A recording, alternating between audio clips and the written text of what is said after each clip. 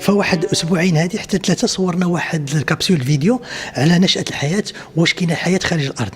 فالمتحف استضاف بزاف الاسئله، بزاف الناس ما فهموش هذا الموضوع وعطونا اسئله كثيره.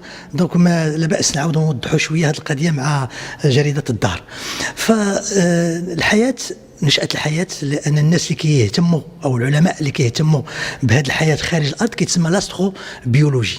لاستروبيولوجي قليلة في العالم كما قلنا، كتحتاج لواحد مختبرات بيضاء لي لابوغاتوار بلون، هي الكونتاميناسيون زيرو، ما تيكونش الكونتاميناسيون نهائيا. دونك ماشي سهل باش تصوب لابوغاتوار بلون، اذا كاينين غير في امريكا وفي المانيا وفي اليابان.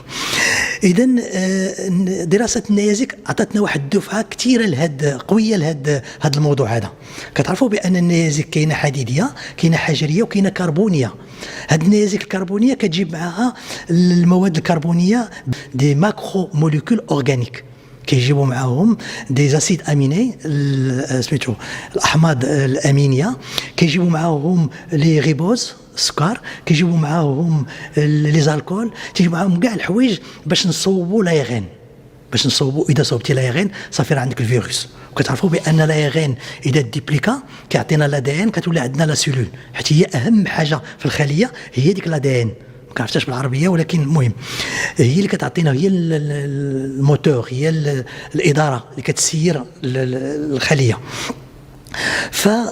فاش لقينا هادو في النيازك ولقيناهم في لي كوميت، الطريقه ديال التفكير كيفاش الحياه جات الارض تبدلات. فاش كنا حنا طلبه كانوا تيقولوا لنا الحياه بدات في الارض. الله سبحانه وتعالى فاش بغى الحياه خلقها على حسب داروين بان في دي ماريكاشود، في واحد الضيات سخان بالبراكين تيكونوا فيهم الاملاح المعدنيه والطين، سو ليفي دو الكليراج، ليفي ديال البرق ديال الضوء، هذيك لا ماتيير مينيرال بو سو ترانسفورمي ان ماتيير اورغانيك. هذيك المواد سميتو كتعطينا مواد عضويه، ومن تما غادي تبدا الحياه. بدات بلي زالك بلو، خلايا بلو دوك زرقاء، هي الاولى اللي كنلقاو في الجيولوجي، كنلقاو سميتو، وهما اللي ولاو كثار في واحد الوقت، وعطاونا دي ستروماتوليت، واحد المستحدثات كثار كاينين في استراليا، وكاينين هما اللي داروا الاكسجين. عطاو من تما جات لي زالغ فيغ، وبدات كتطور الحياه حتى تطورت هذه الحياه اللي كاينه عندنا دابا.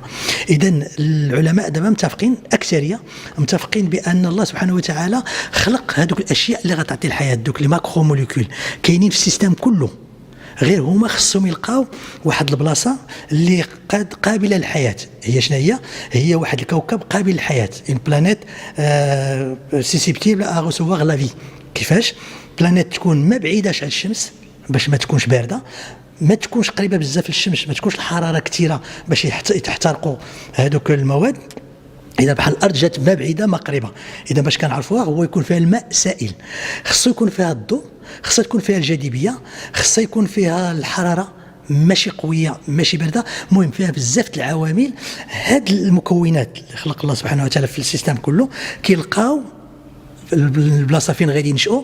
وسورتو بزاف لي زارتيكل سيونتيفيك كيدويو بان كاين واحد البحار عميقه تيكونوا فيها لي فيمغول، واحد البلاصه كتخرج الماء سخون، تما فين بدات الحياه. هذاك الماء سخون تيغلي وسط البحار مع هاد المواد كيتجمعوا وكيبداو يعطيونا الفيروس اولا، ويعطيونا لي زالك بلو، لي زالك فيغ، وعاد ان شاء الله كيبداو يتطوروا حتى كيعطيونا الحياه، كتقدر توصل حتى الحياه انتيليجونت.